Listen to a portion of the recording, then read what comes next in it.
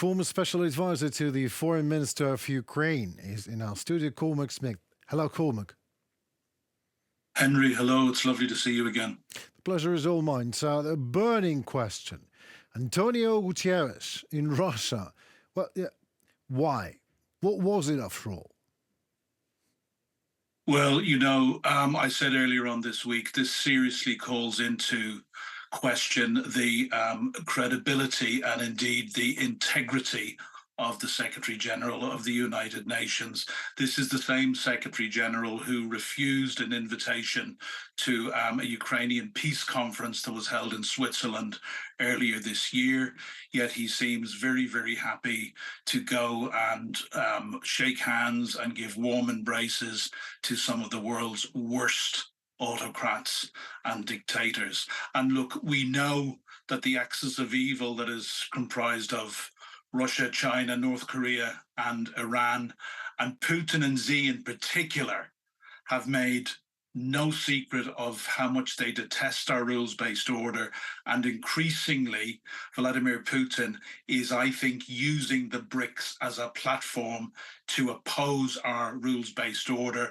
And now it would seem that he has as a firm ally the Secretary General of the United Nations. It's quite frankly disgusting. You know, the Secretary General still, it's a high position and he has a career. And after all, a reputation, all just thrown to a bin. Nothing cares what Mr. Gutierrez cares about. Pardon me, because I'm really, it's funny to see what's going on.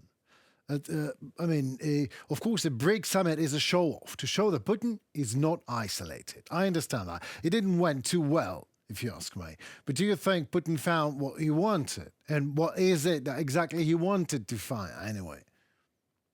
Yes, I think unfortunately Putin did get what he wanted. This summit, was attended by 36 countries in all.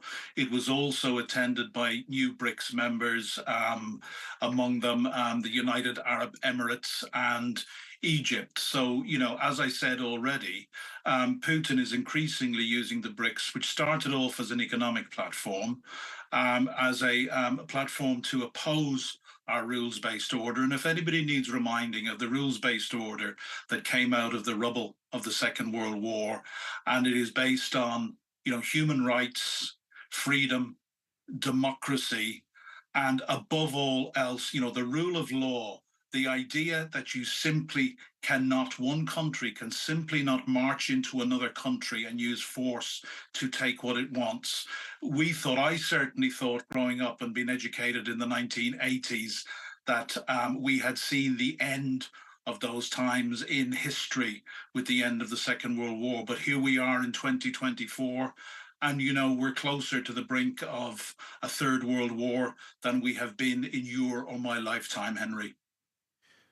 Okay, thank you so very much. I understand that. But the one thing that I really cannot understand that Antonio Gutierrez, after that, what do we do about all that? Do you think that Zelensky did the right thing that after he denied Gutierrez's visit to Ukraine? Was it a proper thing to do?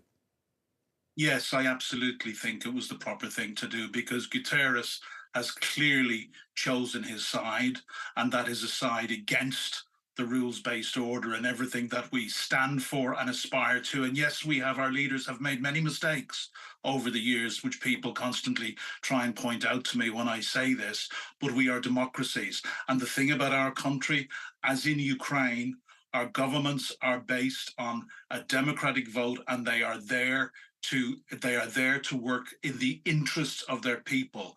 In these autocracies, and if we look at the big four in particular, Russia, China, Iran, and North Korea, these are autocracies. They are not where the ruling classes plunder from their own people as well as causing havoc for their neighbors, and they do not do anything ultimately for the good of their own people. They exist to serve a small elite within their countries.